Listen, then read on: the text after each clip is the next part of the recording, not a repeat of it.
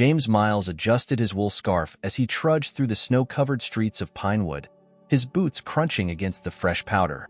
The town was alive with the hum of the holiday season. Cheerful lights adorned every home, and carolers sang on corners while the scent of cinnamon and pine lingered in the crisp air.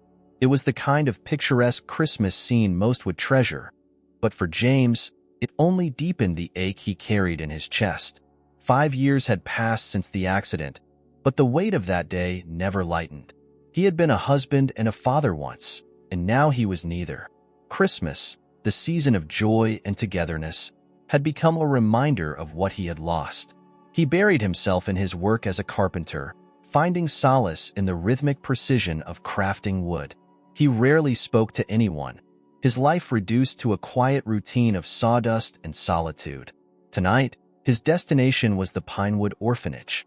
A simple wooden sleigh, freshly painted in bright red, rested on the back of his truck. James had spent weeks building it in his small workshop. It was his ritual now, to create toys and furniture for families and children who needed them, donating them anonymously. It didn't bring him joy exactly, but it gave him purpose, a way to dull the edges of his pain. As he approached the orphanage, he could hear laughter echoing faintly from inside. He placed the sleigh on the front porch, pausing for a moment to admire his work. He didn't expect to linger, but as he turned to leave, the door creaked open, and a young girl stepped out into the cold. "Hey, who are you?" she called out, her voice high and clear. James hesitated, caught off guard. "Just dropping something off," he said gruffly, avoiding her eyes as he adjusted his gloves. The girl stepped closer, her breath visible in the icy air. She was about 8 years old, with a mop of chestnut hair peeking out from under a knitted hat. Her coat was a size too big, and her boots were scuffed, but her smile was bright and unguarded. "This sleigh is amazing," she exclaimed, running her fingers over the polished wood. "Did you make it?" James gave a small nod, suddenly uncomfortable. "It's for the kids here," he muttered. "I should be going." "Wait," she said, bounding in front of him. "I'm Mia. You can't just leave without telling me your name." James shifted uncomfortably, glancing toward his truck. "It's James. Nice to meet you, Mia." Her eyes sparkled with curiosity. "Thank you, James. The kids are going to love this. But you know what would be even better? If you came inside and saw their faces when they do." He shook his head firmly. "I'm not much for crowds." Mia tilted her head, studying him with a perceptiveness beyond her years. "Well, maybe next time," she said with a shrug, though her tone carried an undercurrent of disappointment. "Merry Christmas, James." The words stung more than they should have. James mumbled a quick goodbye and retreated to his truck, but as he drove away, he couldn't shake the image of Mia's bright, hopeful face. It reminded him of someone, of his daughter, Emily, at that age. The thought both warmed and unsettled him, stirring emotions he'd worked hard to suppress. Over the next few days, James tried to focus on his work, but he found himself thinking about Mia more often than he cared to admit. There was something about her confidence, her unfiltered joy, that lingered in his mind. Against his better judgment, he drove past the orphanage a few times, always telling himself it was just coincidence. But deep down, he knew he was drawn to that place, to that girl. One evening, as he was putting the finishing touches on a rocking horse in his workshop, there was a knock at the door. Surprised, he wiped his hands on his apron and opened it to find Mia standing there, bundled in her oversized coat. "How did you?" he started, but she cut him off with a grin. "Mrs. Talbot, the lady who runs the orphanage, told me where to find you. I need your help." James raised an eyebrow. "My help?" Mia nodded eagerly. "We're putting on a Christmas festival to raise money for the orphanage, but we're short on decorations and things to sell. You're really good at making stuff, so I thought maybe you could help us." He opened his mouth to refuse, the words already forming on his tongue. But then he saw the hope in her eyes, the same spark he had once seen in Emily's gaze when she believed he could fix anything. For a moment, he was paralyzed by the memory, and when he finally spoke, his voice surprised him. "I'll think about it," he said, his tone softer than he intended. Mia beamed, and for the first time in years, James felt the faintest flicker of warmth in his heart. as she skipped away, calling out a cheerful thank you. Over her shoulder, he realized that maybe, just maybe, this Christmas would be different. The following evening, James found himself standing in the middle of his workshop, staring at the unfinished projects scattered around him. Mia's request lingered in his mind, nudging at something he couldn't quite name. He hadn't agreed to help with the festival, not really, but the way her face lit up at his tentative answer made him feel he'd already committed. The truth was, he wasn't sure why he hadn't flatly said no, as he would have in the past. He ran his hand along the smooth curve of the rocking horse he'd been working on, the feel of the wood grounding him. He had always found solace in the quiet focus of his craft. Yet now, for the first time in years, he wondered if his work could be something more than just a distraction from his grief. Maybe it could mean something to someone else. The next morning, James arrived at the orphanage with a truckload of wooden ornaments, small toy trains, and decorative candle holders he'd made over the years but had never found a purpose for. He hesitated for a moment before knocking on the door, still unsure if he had made the right choice. It opened quickly, and there stood Mia, her eyes lighting up with joy as if she'd been expecting him all along. "You came!" she exclaimed, bouncing on the balls of her feet. "I knew you would." James felt a small smile tug at the corner of his mouth, surprising himself. "Figured I had a few things lying around that might help," he said, his tone gruff to mask the unfamiliar warmth spreading through him. Mia ushered him inside, leading him to a group of children and volunteers bustling around the common room. The air was alive with the chatter of kids and the scent of cookies baking in the kitchen. The decorations were sparse, but the energy in the room was infectious. James felt an odd pull, like a piece of him had been missing and he hadn't even realized it. He began unloading the items, and Mia wasted no time showing them off to the other kids. They swarmed the toys and ornaments, their laughter filling the room. James stood off to the side, unsure how to react. But then Mia pulled him into the fray, insisting he show everyone how to properly assemble one of the miniature train sets. At first, he resisted, his discomfort evident. But as the children gathered around him, their excitement contagious, he found himself explaining the details of his work. Their questions came fast. How did he carve the tiny wheels? How long did it take to sand the wood so smooth? Slowly, James felt himself relaxing, the barriers he had carefully built over the years beginning to crack. As the afternoon wore on, James became more involved. He helped hang strings of lights, crafted a makeshift sign for the festival, and even repaired a wobbly table that one of the volunteers worried wouldn't hold up under the weight of baked goods. By the time he left that evening, he was tired but strangely content, a feeling he hadn't experienced in years. Over the next few days, James found himself returning to the orphanage more often.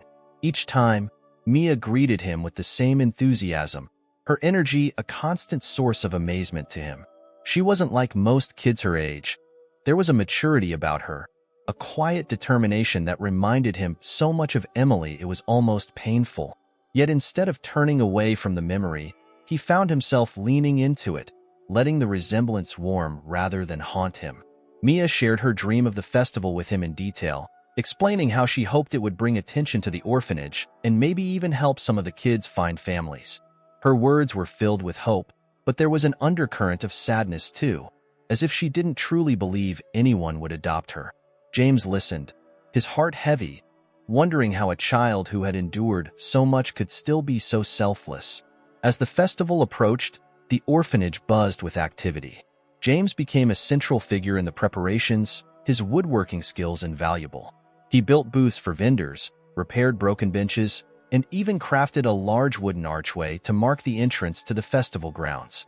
For the first time in years, he felt like he was part of something bigger than himself. On the morning of the festival, the orphanage grounds were transformed into a winter wonderland. Booths lined the perimeter, selling everything from handmade crafts to baked goods. Strings of lights twinkled overhead, and a small stage had been set up for performances. Snow blanketed the ground, and the air was filled with the cheerful hum of anticipation. James stood near the entrance, watching as families began to arrive. He had done his part, but he wasn't sure he belonged here among the celebration. Yet as he turned to leave, Mia appeared at his side, grabbing his hand and pulling him toward the crowd. "You can't go yet," she said firmly. "You haven't seen the best part." Reluctantly, James allowed himself to be led to the stage. The orphanage director, Mrs. Talbot, stood at the microphone, thanking everyone for coming and introducing Mia as the mastermind behind the event. James watched as Mia climbed onto the stage, her small figure dwarfed by the setting but her presence commanding. She spoke with confidence, her voice carrying through the crowd as she talked about the importance of family, hope, and community. As she spoke, James felt a lump form in his throat. He had avoided thinking about family for so long, burying himself in his work and his grief. But now, as he listened to Mia, he couldn't ignore the nagging thought that maybe family wasn't something he had lost entirely. Maybe it was something he could find again. When the applause died down and Mia stepped off the stage, she ran straight to James, her face glowing with pride. "What did you think?" she asked. James knelt to meet her gaze, his voice steady but full of emotion. "I think you're one of the bravest kids I've ever met." Mia grinned, her confidence unwavering. "Does that mean you'll stay for the rest of the festival?" James hesitated for only a moment before nodding. "Yeah," he said, his voice soft. "I think I will." For the first time in years, James allowed himself to fully feel the warmth of the season. As he stood among the laughter and lights, he realized that maybe, just maybe, Christmas still held a little magic after all. The festival continued in full swing, the air alive with the sounds of laughter, music, and conversation. James wandered through the crowd, still feeling somewhat out of place, but finding it harder to cling to his usual discomfort. Everywhere he looked, there were signs of the community coming together. Families huddled over steaming cups of cocoa, children tugging their parents toward booths filled with trinkets and treats, volunteers working tirelessly to keep everything running smoothly. Mia was at the center of it all, darting from one area to another, ensuring everything was perfect. James watched her with a mix of admiration and something deeper, something he hadn't dared to name yet. She was relentless in her determination, her energy seemingly boundless. It was clear that the festival meant everything to her, and seeing her in action made James glad he had decided to help. As the afternoon turned to evening, the festival took on a new kind of magic. Twinkling lights illuminated the snow-covered grounds, casting a warm glow over the crowd. The stage was now set for a series of performances. In the first act, a group of children singing carols drew a sizable audience. James stood at the back, his hands shoved deep into his coat pockets, watching as Mia joined the group on stage. Her voice, clear and sweet, carried through the crisp night air, and for a moment, James felt an overwhelming sense of peace. It wasn't just her voice that moved him. It was the way she carried herself, so full of hope and determination. She was a reminder of everything he had once believed in, everything he had lost and thought he'd never find again. After the performance, Mia spotted James in the crowd and ran to him, her cheeks flushed from the cold and excitement. "Did you hear us?" she asked, her eyes shining. "I did," James replied, a small smile tugging at his lips. "You were amazing." Mia beamed at the praise, but her expression turned serious as she grabbed his hand. "Come with me. There's something I want to show you." James followed her as she led him away from the main festival area and toward a quieter corner of the orphanage grounds. She stopped in front of a large oak tree, its bare branches reaching toward the star-filled sky. Beneath it, a small bench sat covered in a light dusting of snow. Mia brushed it off with her mittened hands and gestured for James to sit. "This is my favorite spot," she said, sitting down beside him. "When I need to think or just be alone, I come here." James looked around, the peacefulness of the spot settling over him. "It's nice," he admitted. Mia glanced at him, her expression thoughtful.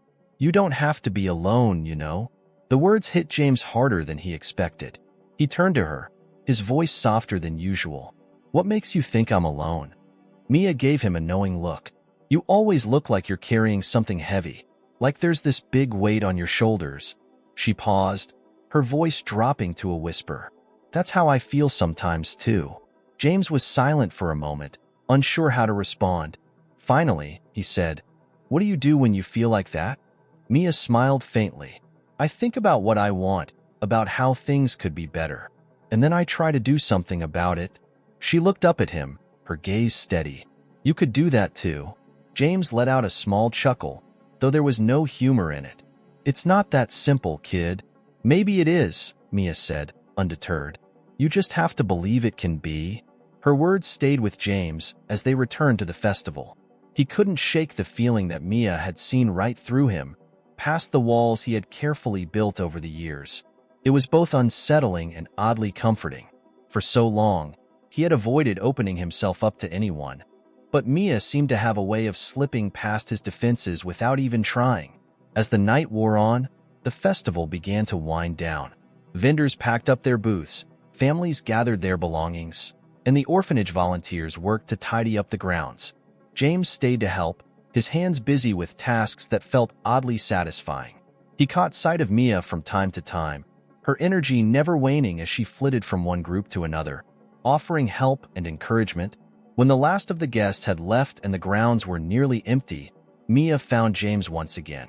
She was tired now, her movements slower but her smile still bright. "We did it," she said, her voice filled with pride. "You did it," James corrected. "This was all you." Mia shook her head. "I couldn't have done it without you. Thank you for helping." James didn't know how to respond. He simply nodded, the lump in his throat making it hard to speak. As they stood there in the quiet aftermath of the festival, he realized just how much this little girl had come to mean to him. She had brought light into his life when he thought there was none left, and the thought of losing that light was unbearable. The moment was broken by Mrs. Talbot, who approached with a warm smile. "Thank you for everything, James," she said. "This festival wouldn't have been possible without your hard work." James shook his head. "Mia did most of it. I just followed her lead." Mrs. Talbot chuckled. "She has a way of inspiring people, doesn't she?" James glanced at Mia, who was chatting with one of the other children. "Yeah," he said quietly. "She really does." As he drove home that night, James couldn't stop thinking about Mia's words under the oak tree. She was right. He was carrying something heavy, and it had weighed him down for far too long. But for the first time in years, he felt a flicker of hope. Maybe, just maybe, it was time to start letting go of the past and looking toward the future.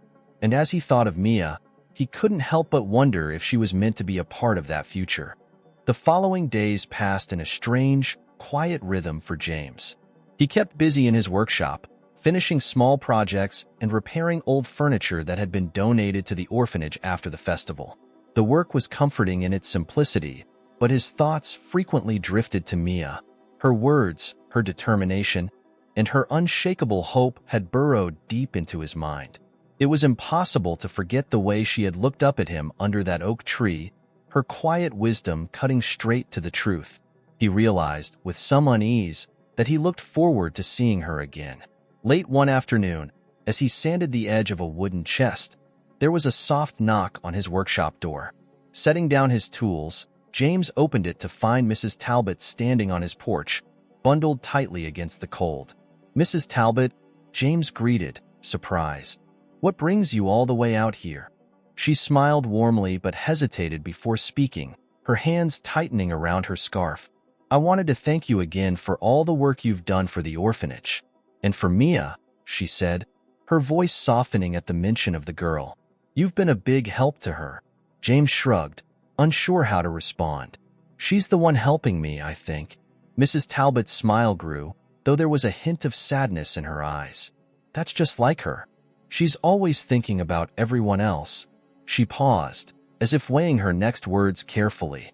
"James, I wanted to talk to you about something personal." "About Mia." James tensed slightly but gestured for her to come inside, away from the biting wind. They sat at his workbench, and Mrs. Talbot began to explain. "Mia has been at the orphanage for almost 3 years now," she said. "She came to us after her mother passed away. We've tried to find her a family, but it hasn't been easy. She's older than most of the kids people want to adopt, and she's particular about where she wants to go.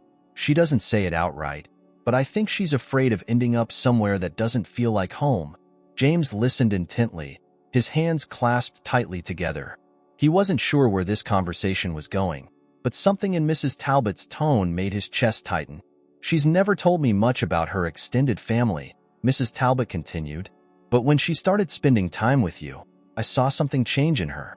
She trusts you in a way I haven't seen her trust anyone else. She paused, her gaze steady. I don't know your circumstances, James, and I don't mean to overstep, but if there's even the smallest chance that you might consider giving her a home. The words hung in the air, heavy and unspoken for so long that James wasn't sure how to process them. He stood abruptly, pacing the small workshop as Mrs. Talbot watched him with quiet patience. I don't know if I can do that, James finally said, his voice rough. I'm not the kind of person who should be raising a kid. Mrs. Talbot nodded slowly. I understand, she said, but I also see a man who's done more for Mia in the past few weeks than most people have in her entire life. You may not think you're the right person, but Mia does. That much is clear. Her words left James shaken, and he had no response as she stood to leave. Just think about it, she said gently. That's all I'm asking. After she left, James sat alone in the workshop, the quiet pressing in around him. He thought about Emily, about the father he had been to her, and the man he had become since losing her. Could he really open himself up to that kind of pain again? And yet, when he thought of Mia, her laughter, her resilience, her hope, he felt something he hadn't felt in years. He felt alive. That night, James barely slept. Memories of his family blended with thoughts of Mia, his mind refusing to rest. By morning, he still didn't have an answer, but he knew he couldn't keep avoiding the question. He drove to the orphanage just as the sun was rising, the world around him still quiet and blanketed in frost. When Mrs. Talbot answered the door, she looked surprised to see him but stepped aside to let him in. Is Mia awake? James asked, his voice steady despite the turmoil inside him. She's in the playroom, Mrs. Talbot said, motioning down the hall. Go ahead. James found Mia sitting cross-legged on the floor, a puzzle spread out in front of her. She looked up when she saw him, her face lighting up with the same joy that always made his heart ache in the best way. James, she said, scrambling to her feet. What are you doing here so early? I wanted to talk to you, he said, his voice gentler than usual. Do you have a minute? Mia nodded eagerly and followed him to a quiet corner of the room. James took a deep breath, searching for the right words. I've been thinking about what you said, he began, his hands fidgeting slightly, about not being alone. And I don't want you to feel like you have to be alone either. Mia's brow furrowed slightly as she tried to understand his meaning. What do you mean? James crouched down, so they were at eye level. I mean, if you'd want to, I'd like to be there for you. More than just for festivals or projects. I'm not saying I have it all figured out, but I'd like to try. To give you a real home. Mia's eyes widened, her expression shifting from confusion to disbelief and then to something brighter than James had ever seen. You mean it? She whispered, her voice trembling. James nodded, his own throat tight. I mean it. Before he could say anything else, Mia threw her arms around him, holding on as if she never wanted to let go. James felt a wave of emotion he hadn't expected, a mixture of relief, joy, and something that felt a lot like healing. For the first time in years, James felt like he had a purpose beyond his workshop, beyond his grief. He had a reason to hope again. And in that moment, as he held Mia close, he realized she wasn't the only one who had found a family that day. The days that followed were a whirlwind of emotions and decisions for James. Adopting Mia wasn't as simple as just deciding to do it. There were legal processes, meetings with social workers, and a mountain of paperwork that needed to be completed. Yet through it all, James found himself more determined than ever.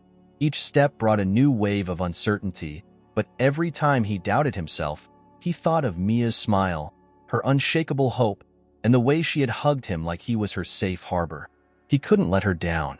Mia, on the other hand, was uncharacteristically quiet in the days after their conversation. James noticed the shift immediately. Her energy, once boundless, seemed tempered by something. He wondered if she was scared, if she thought he might change his mind. The thought unsettled him more than he expected. One evening, as they sat in his workshop after dinner, Mia helped him paint a small bookshelf he'd been working on. Her strokes were careful but slow, her usual chatter absent. The silence stretched between them until James couldn't ignore it anymore. "Something on your mind, kid?" he asked, keeping his tone casual. Mia glanced up at him, her brush pausing mid-stroke. "You won't change your mind, right?" she asked, her voice small but steady. The question caught James off guard. He set down his own brush and looked at her, his chest tightening at the vulnerability in her gaze. "No," he said firmly. "I won't change my mind."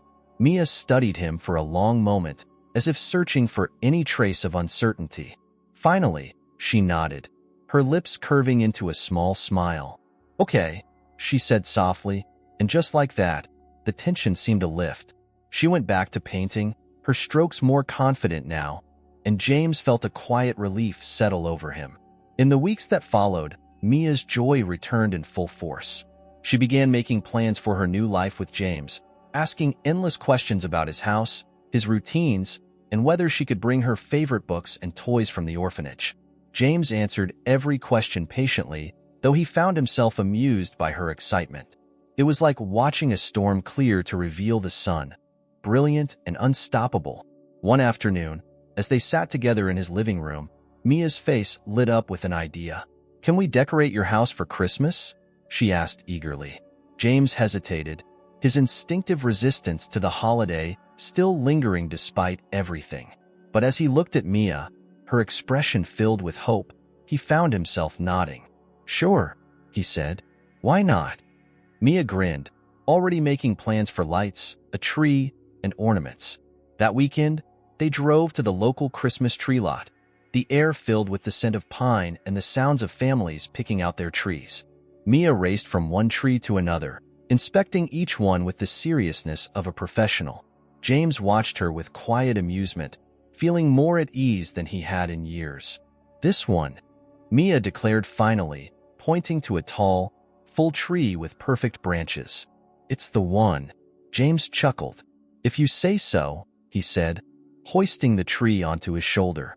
The lot attendant helped them secure it to the truck, and they drove home with Mia chattering excitedly about where to place it.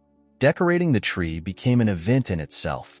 Mia insisted on using handmade ornaments, so James helped her craft stars, snowflakes, and tiny wooden angels in his workshop. They strung popcorn garlands together, Mia laughing every time she accidentally ate more than she strung. By the time they finished, the tree stood proudly in the corner of James's living room, its lights casting a warm glow over the space. As they stepped back to admire their work, Mia slipped her hand into James's.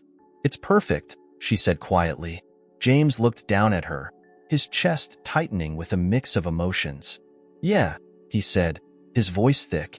"It is." The days leading up to Christmas were filled with more preparations. Mia insisted on baking cookies, so they spent an afternoon in the kitchen, flour dusting their clothes and laughter echoing through the house. James hadn't baked anything since Emily, and while it brought back bittersweet memories, it also filled him with a sense of renewal. It felt good to create new traditions, to let joy back into his life. On Christmas Eve, the town held its annual candlelight service, and Mia asked if they could go. James wasn't sure he was ready for something so public, but he agreed for her sake. The church was packed with families, the air filled with the soft hum of holiday music. They sat near the back, Mia clutching a small candle as she watched the choir with wide eyes. When it came time for the congregation to sing Silent Night, James hesitated, the words catching in his throat. But as he glanced at Mia, her voice clear and sweet beside him, he felt something shift inside him. The bitterness he had carried for so long began to melt away, replaced by something he hadn't felt in years: peace. That night, as they sat by the fire in their living room, Mia leaned her head against James's shoulder. "This is the best Christmas I've ever had," she said softly. James wrapped an arm around her, his voice equally quiet. "It's the best I've had in a long time, too." For the first time in years, James felt like he was exactly where he was meant to be. The pain of his past hadn't disappeared, but it no longer felt like an anchor dragging him down. Instead, it felt like part of a larger story, one that had led him to this moment, to Mia. As the fire crackled and the snow fell softly outside, James realized that he hadn't just given Mia a home. She had given him one too. Together, they had created something new. A family, imperfect but full of love. And for the first time in a long time, James believed in the magic of Christmas again. Christmas morning dawned quietly, the soft light of the winter sun filtering through the frosted windows of James's house.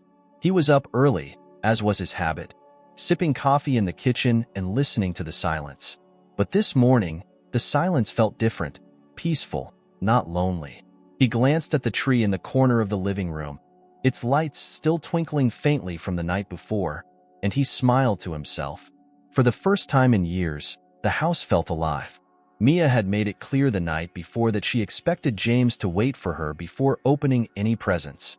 No peeking, she'd warned him with a dramatic wag of her finger as she placed a small gift under the tree. James had promised, though he didn't think he could have brought himself to spoil the moment anyway. Her excitement was contagious. Just as he finished his coffee, he heard the soft patter of footsteps. Mia appeared in the doorway, her hair mussed from sleep but her eyes bright with excitement. She wore the flannel pajamas he'd picked out for her earlier that month, a pattern of snowflakes that seemed fitting for the day. "Merry Christmas," she said, her voice still carrying the raspiness of sleep. "Merry Christmas," James replied, setting his mug down and gesturing toward the living room. "Ready to see what's under the tree?" Mia nodded eagerly and practically sprinted to the tree, dropping to her knees in front of it. James followed more slowly, taking a seat on the couch as he watched her sort through the small pile of gifts. Her joy was palpable, and it filled the room in a way that warmed James to his core. "This one's for you," Mia said, holding up a neatly wrapped package with a bow that was slightly lopsided. She handed it to him, her eyes shining with anticipation. James hesitated for a moment, the unfamiliarity of the moment catching him off guard. But Mia's excitement was infectious, and he carefully pulled at the paper to reveal a hand-painted ornament. It was simple but beautiful, a small wooden heart with their names, Mia and James, written in her careful handwriting. "I made it in the craft room at the orphanage," Mia said, fidgeting slightly. "It's not perfect, but—" "It's perfect," James interrupted, his voice gruff with emotion.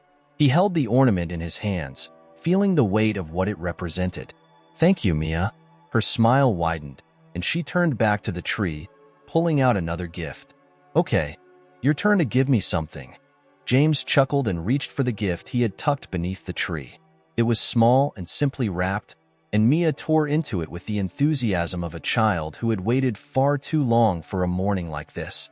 Inside, she found a set of colored pencils and a sketch pad, the kind she had admired at the general store a few weeks earlier. Her face lit up as she ran her fingers over the pencils, her expression one of pure delight.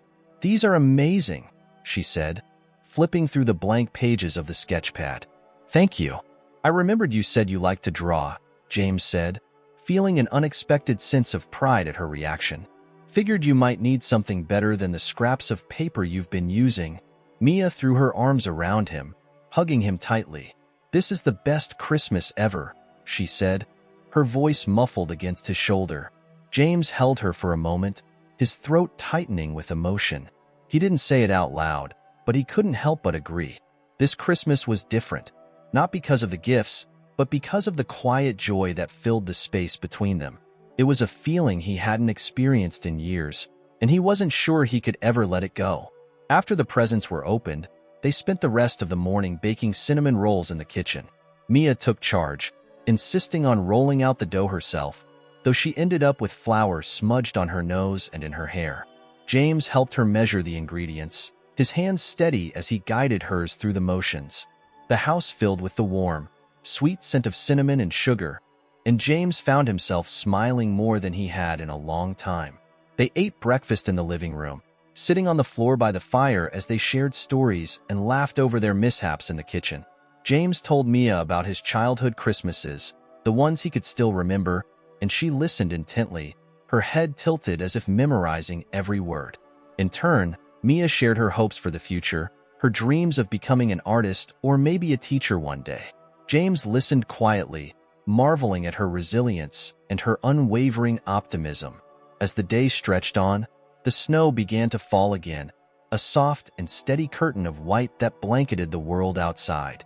Mia begged James to take her outside to build a snowman, and despite his reluctance to face the cold, he couldn't say no. They bundled up in coats and scarves, their laughter echoing through the yard as they shaped the snow into a lopsided figure with a crooked carrot nose. By the time they came back inside, their cheeks red from the cold, James felt a contentment he hadn't known was possible. Mia curled up on the couch with her sketchpad, her new pencils already in hand, while James sat in his chair, watching her with a quiet smile. That night, as Mia drifted off to sleep in the small room they had set up for her, James stood in the doorway, watching her breathe deeply under the warm blankets. The room was simple, but it was hers now, hers to fill with drawings and books and the things that made her happy. For the first time in years, James didn't feel like he was merely getting through the day. He felt like he was building something strong, something lasting. As he turned off the light and closed her door, he realized that this Christmas wasn't just a gift for Mia. It was a gift for him, too. A reminder that even after the darkest nights, there was still light to be found. As winter days gave way to the slow lengthening of sunlight, James found himself settling into his new life with Mia. The adoption process moved forward steadily, and with every form signed and meeting attended, his sense of responsibility deepened. He began noticing the little ways Mia was shaping his days. How her laugh filled the silence in the house, how her curiosity brought color to his otherwise predictable routines, and how her boundless energy sometimes left him scrambling to keep up. Mia thrived in the structure James provided. She woke up early to help with breakfast, though her help often meant spilling pancake batter or cracking an egg a little too forcefully. She followed him to the workshop most afternoons, where she eagerly took on small tasks like sanding wood or painting. Watching her focus so intently on a project reminded James of the times Emily had sat in the same spot, her small hands clutching a paintbrush or pencil. The memories no longer stung as they once did. Instead, they felt like a connection, a thread that tied the past to the present. One chilly afternoon, as James worked on a custom order for a local family, Mia sat at the workbench beside him, her new sketchpad open and her colored pencils scattered around her. She hummed softly to herself as she drew, her legs swinging beneath her stool. James glanced over from time to time, his curiosity growing as her drawing took shape. "What are you working on?" he asked finally, wiping his hands on a rag as he leaned over her shoulder. Mia grinned, holding up the sketch. It was a picture of the two of them standing in front of the workshop, surrounded by snow and pine trees. In the sky above them, she had drawn a large, glowing star. "It's us," she said proudly, "and that's the Christmas star. It's supposed to bring good luck and happiness." James studied the drawing, his throat tightening at the simple beauty of it. "You're really talented, you know that?" Mia's cheeks flushed with pride. "Do you think I could be an artist someday?" "Absolutely," James said without hesitation. "You can be anything you want." Her smile widened, and she went back to her sketching, her face glowing with quiet satisfaction. James returned to his work, but her drawing lingered in his mind. It wasn't just the skill she had poured into it. It was the hope it represented, the belief that good things were still possible. For Mia, happiness wasn't something fleeting or unattainable. It was something she actively created. As the days turned into weeks, James found himself drawn deeper into the community, largely because of Mia. She had a way of connecting with people that James envied, her enthusiasm and warmth drawing others in effortlessly. She insisted they attend local events together, from small-town fairs to Sunday afternoon markets, and James quickly became known as Mia's dad to the townsfolk. It was a title that felt strange at first, but quickly became one he cherished. One evening, as they walked home from the market, Mia skipped ahead of James, her arms laden with a bag of apples they had picked out together. The sky was painted in shades of pink and gold, the air crisp with the promise of an early frost. James watched her with a mixture of awe and gratitude, marveling at how much his life had changed in such a short time.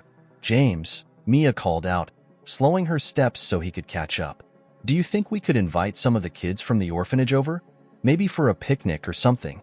The question surprised him, but he nodded. "Of course. That's a great idea." Mia's face lit up. "Really? I think they'd love it. A lot of them haven't been to a real house before.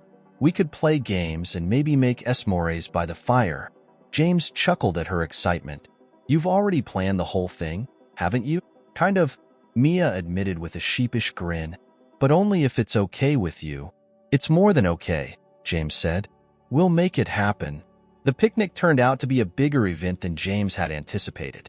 With Mia's help, he spent days preparing the yard, building picnic tables and stringing lights from the trees. He even dusted off an old barbecue grill he hadn't used in years. The effort was worth it when the children from the orphanage arrived, their laughter filling the yard as they played games and roasted marshmallows. Mrs. Talbot came as well, her warm smile evident as she watched the scene unfold. You've done something wonderful here, James, she said as they stood near the fire pit, mugs of hot cider in their hands. The kids needed this. And so did Mia. James nodded, his gaze following Mia as she helped the younger child adjust the straps on a beanbag toss game.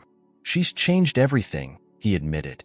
I didn't think I'd ever feel like this again. Mrs. Talbot's expression softened. It's amazing what love can do, she said gently. You're giving her the kind of home she's always dreamed of. And she's given you one too. As the evening wound down and the children began to leave, Mia clung to James's side, her energy finally beginning to wane. This was the best day ever, she said, leaning her head against his arm. James smiled, ruffling her hair. You keep saying that. We're going to run out of best days. No, we won't, Mia replied with certainty. There's always another one waiting. Her words stayed with James as he cleaned up after the guests had gone. There was something profoundly simple in her belief, something that made him think about the way he had approached life before she came into it. He had spent so long avoiding joy, fearing that it would only lead to more pain. But Mia had shown him that happiness didn't erase grief. It lived alongside it, giving it meaning. That night, as James stood on the porch and looked out over the quiet yard, he realized he was no longer waiting for life to pass him by. For the first time in years, he was living again. And it was all because of Mia, the little girl who had brought hope back into his world one small, extraordinary moment at a time. Winter gradually loosened its icy grip on Pinewood, and the town began to stir with the signs of spring. The snowbanks shrank, revealing patches of green, and the air softened with the promise of warmer days ahead.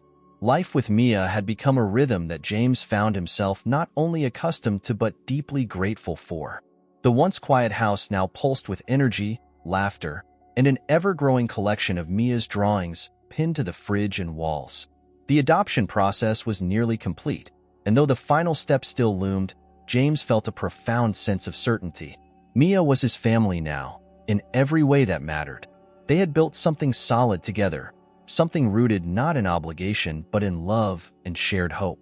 One afternoon, James was working in his workshop when Mia burst through the door, her cheeks flushed from running and her hands clutching a crumpled piece of paper.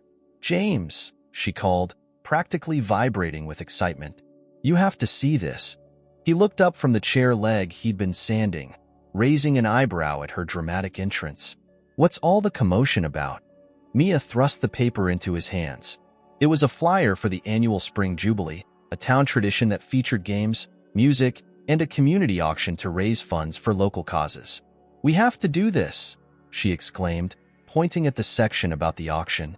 "You can make something amazing, and we can use the money to help the orphanage."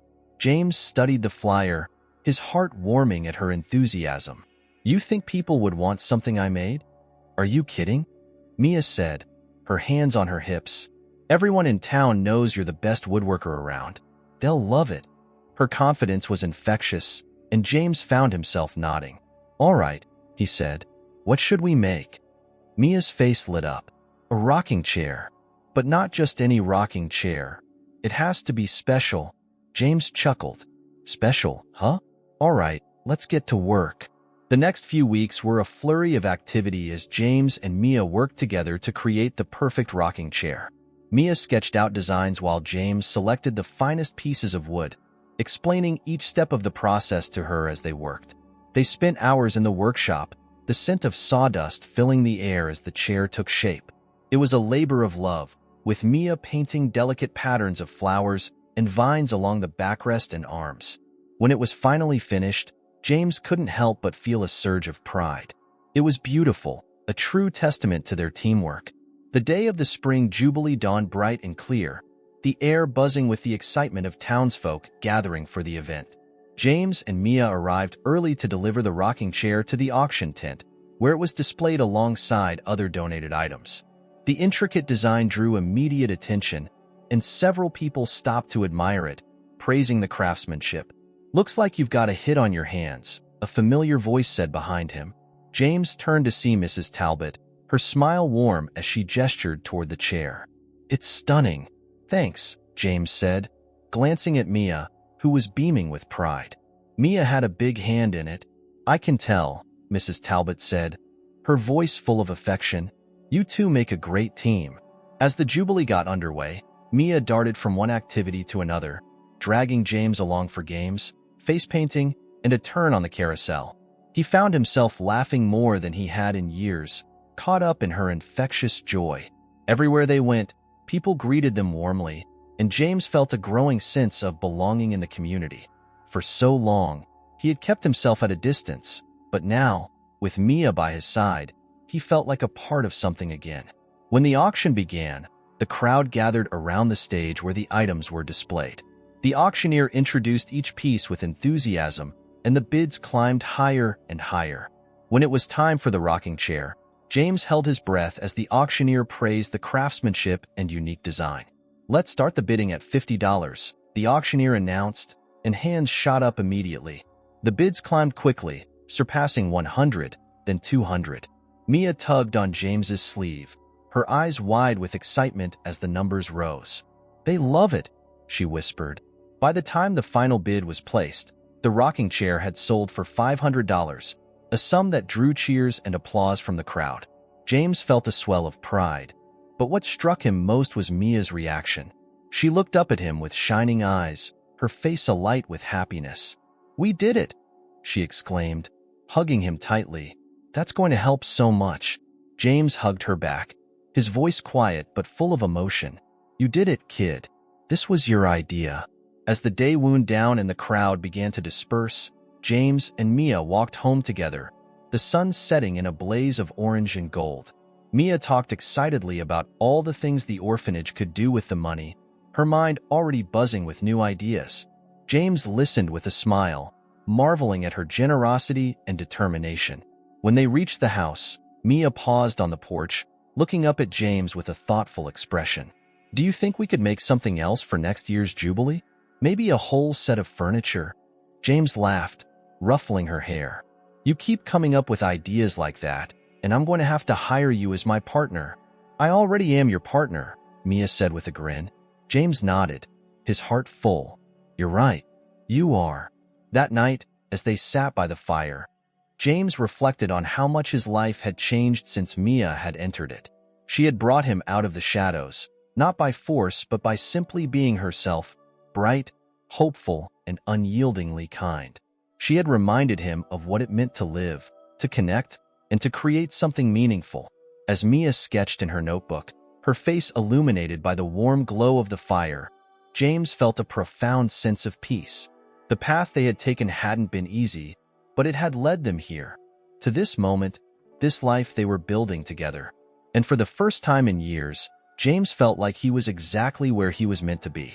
Spring transitioned seamlessly into summer, and the days grew longer and warmer in Pinewood. For James and Mia, life settled into a comfortable routine. The house was no longer just James's, it was theirs. Mia's touch was evident in every corner, from the colorful drawings on the walls to the wildflowers she insisted on keeping in jars around the kitchen. Her laughter filled the spaces that had once been too quiet, and her boundless energy kept James on his toes.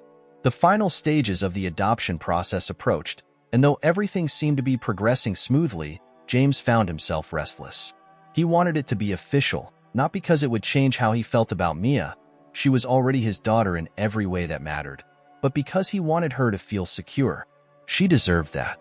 She deserved a place where she belonged without question, without fear of being taken away. One afternoon, as they worked together in the garden, Mia looked up from the patch of soil she was furiously digging through and asked, "Do you think we could plant a tree? Like, a really big one?" James set down the rake he'd been using to clear weeds and tilted his head at her. "A big tree? You know those take a while to grow, right?" Mia grinned, wiping dirt off her nose with the back of her hand. "I know, but that's the point. It'll grow with us. Like a family tree." James's heart clenched at her words, and he crouched beside her, resting his hand on her shoulder. "I think that's a great idea, kid." That weekend, they drove to a nearby nursery and picked out a young oak tree. Mia insisted on choosing it herself, carefully inspecting each one before settling on a sturdy sapling with strong branches. Back home, they spent the entire afternoon planting it in the yard. Mia dug the hole while James hauled the tree into place, and when it was finally secure, they stood back to admire their work. "It's perfect," Mia said, her hands on her hips as she surveyed the tree with a critical eye. "It'll be huge one day." James nodded, his gaze lingering on the tree. "Yeah, it will." As summer rolled on, they found more projects to work on together. Mia was endlessly curious, always wanting to learn something new, and James enjoyed teaching her. Whether it was woodworking, fishing, or fixing the old swing in the backyard, she approached everything with enthusiasm. She wasn't afraid to make mistakes, and her determination reminded James of how much he had underestimated the power of resilience. One evening, as they sat on the porch watching the fireflies blink across the yard, Mia turned to James with a question that caught him off guard. "Do you ever think about your daughter?" "Emily?" she asked, her voice quiet but steady. James froze for a moment, his chest tightening at the mention of Emily's name. He hadn't spoken of her much, not because he wanted to forget, but because it had always felt too painful. But looking at Mia now, her gaze filled with both curiosity and kindness, he realized it was time. "Every day," he admitted, his voice soft. "She was about your age when the accident happened." Mia leaned closer, her expression thoughtful. "What was she like?" James smiled faintly, the memories coming back to him like warm sunlight breaking through clouds. "She was smart and funny, just like you. She loved to draw, and she was always asking questions about everything. She could be stubborn too. Once she set her mind on something, there was no changing it." Mia grinned at that. "Sounds like we would have gotten along." "I think you would have," James said, his voice thick with emotion. "She would have loved you." They sat in silence for a while after that, the hum of crickets filling the air. James felt a strange sense of relief, as if sharing those memories had lifted a weight he hadn't realized he was carrying. It wasn't that the pain of losing Emily had disappeared, but it felt less sharp, less suffocating. He looked at Mia and thought about how much she had given him. Not just hope, but the courage to face his grief and move forward. As the summer began to wane, the day of the adoption hearing finally arrived. James dressed in his best shirt and jacket, feeling a nervous energy he hadn't expected. Mia was uncharacteristically quiet that morning, her usual chatter replaced by a thoughtful stillness. When they arrived at the courthouse, she held tightly to James's hand, her small fingers gripping his like a lifeline. The hearing itself was straightforward, the judge reviewing the case and asking a few questions. Mia answered confidently when asked if she wanted James to be her father, her voice steady and sure. James's own responses were more emotional, his gratitude for Mia and the life they had built together evident in every word. When the judge finally declared the adoption official, a wave of emotion swept over James. He looked at Mia, who was smiling through tears, and he pulled her into a tight embrace. She buried her face in his chest, her arms wrapped around him as if she never wanted to let go. "Does this mean I'm really your daughter now?" Mia asked, her voice muffled. "You've always been my daughter," James said, his voice trembling. "Now it's just on paper." The drive home was quiet, but it was the kind of quiet that felt full rather than empty. Back at the house, Mia ran to the oak tree they had planted and traced her fingers along its young bark. "This is our tree now," she said, her voice filled with pride. James stood beside her, his heart full in a way he hadn't thought possible. "It's a good tree. Strong. Like us," Mia said, looking up at him with a smile. James nodded, his throat tight. "Yeah, like us." That night, As they sat by the fire in the living room, James realized he wasn't just a man trying to piece his life back together anymore. He was a father again, and he had Mia to thank for that. She had brought him back to life, not by erasing the pain of his past, but by showing him how to live alongside it. Together, they had built something strong, something lasting, and as he watched her drift off to sleep, her sketchpad resting on her lap, James felt a quiet, unshakable certainty. They were going to be okay. Autumn arrived in Pinewood, painting the town in warm hues of amber, gold, and crimson. The air turned crisp, and the familiar scent of wood smoke curled through the streets as the season prepared everyone for the coming winter. For James and Mia, life had settled into a beautiful rhythm. The adoption was final, the house had truly become a home, and the oak tree they'd planted stood tall and sturdy, a symbol of the new beginning they had created together. Mia had started school again, a transition that brought both excitement and challenges. She thrived in her classes, her natural curiosity and determination shining through. But James noticed how nervous she was in the first few weeks. Each morning, she would clutch her backpack straps tightly as he walked her to the school bus, her chatter subdued. "You're going to be great," he'd reassure her, and every time, she'd give him a small smile and nod, though her steps toward the bus were hesitant. Over time, her confidence grew. She began making friends, coming home with stories about art projects, spelling tests, and playground adventures. James listened attentively to every word, marveling at how her presence had transformed not just his house, but his entire world. The pride he felt in her accomplishments was unlike anything he'd experienced before. It was a deep, quiet joy that filled the spaces in his heart he once thought would remain empty forever. One chilly October evening, as the sun set behind the hills and cast a golden glow over the town, Mia approached James in the workshop. She had a bundle of papers tucked under her arm and a determined look in her eye. "James," she said, climbing onto the stool beside him, "I have an idea." James set down his chisel and raised an eyebrow. "Oh, should I be worried?" Mia grinned. "No, it's a good idea. I think we should make something together. Something really special." He leaned back, crossing his arms. "I'm listening." Mia spread the papers out on the workbench, revealing a series of sketches. They were detailed drawings of a large, intricate wooden nativity set, complete with a stable, animals, and delicate figurines of Mary, Joseph, and the baby Jesus. "We can donate it to the town square for Christmas," Mia explained, her voice brimming with excitement. "Every year they do the tree lighting and the decorations, but they've never had anything like this. We could make it together, and it could be something everyone enjoys." James studied the sketches, impressed by the thought and care she had put into them. "This is ambitious," he said, though his tone held admiration. "You really think we can pull it off?" Mia nodded firmly. "I know we can. You're the best carpenter in town, and I'll help with the painting and details." "Please," James smiled, unable to resist her enthusiasm. "All right," he said. "Let's do it." The project became their focus over the next several weeks. James guided Mia through the intricate work of crafting the stable and figures, teaching her techniques she eagerly absorbed. She spent hours painting the pieces, her small hands steady as she brought life to the figures with rich, vibrant colors. Together, they transformed the workshop into a hub of creativity, their shared laughter and conversation filling the space. As they worked, James found himself sharing stories about his past, about Emily, about the Christmas traditions he and his late wife had cherished, and about the small moments that had once brought him happiness. Mia listened intently, her questions thoughtful and her encouragement constant.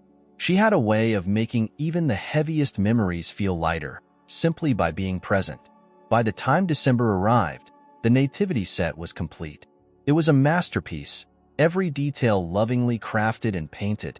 The stable was sturdy yet elegant, the figures full of character, and the animals realistic enough to earn admiration from even the pickiest of onlookers. Mia was especially proud of the angel she had painted, its wings shimmering with gold accents that caught the light beautifully. On the day of the town's Christmas tree lighting ceremony, James and Mia delivered the nativity set to the square. A crowd had already gathered, bundled in coats and scarves, their breath visible in the frosty air. The mayor and other townsfolk helped them set it up near the tree, arranging the pieces carefully as children and adults alike looked on with awe. When the lights on the tree were switched on, illuminating the square in a warm, festive glow, the nativity set became the centerpiece of the display. People gathered around it, admiring the craftsmanship and commenting on the beauty of the work. "It's incredible," Mrs. Talbot said, her voice full of emotion as she hugged Mia tightly. "You've made something truly special." James stood back, watching as Mia basked in the praise and joy of the moment. Her face was radiant, her pride evident, and James felt a swell of gratitude so powerful it nearly overwhelmed him. She had brought this to life. Not just the nativity set, but the sense of connection and community that surrounded them now. As the evening wound down and the crowd began to disperse, Mia and James walked home together under a blanket of stars. Snowflakes began to fall softly, catching in their hair and melting on their cheeks. Mia held James's hand tightly, her steps light as they crunched through the snow. "Do you think Emily would have liked the nativity set?" Mia asked quietly. James looked down at her, his heart full. "I think she would have loved it," he said. "And I think she'd be really proud of you." Mia smiled, her eyes shimmering in the starlight. "I'm proud of us." When they reached the house, James paused on the porch, looking out at the oak tree they had planted months ago. It stood strong and tall against the winter night, its branches reaching upward as if to touch the stars. "Come on, James," Mia said, tugging his hand. "We have cocoa to make." James laughed softly, following her inside. As they warmed up by the fire, mugs of cocoa in hand, he realized that this was what he had been searching for all along. Not just a second chance at happiness, but a life filled with meaning, connection, and love. Mia hadn't just changed his life, she had given it back to him. And as the snow fell softly outside, James knew, with unwavering certainty, that their story was only just beginning.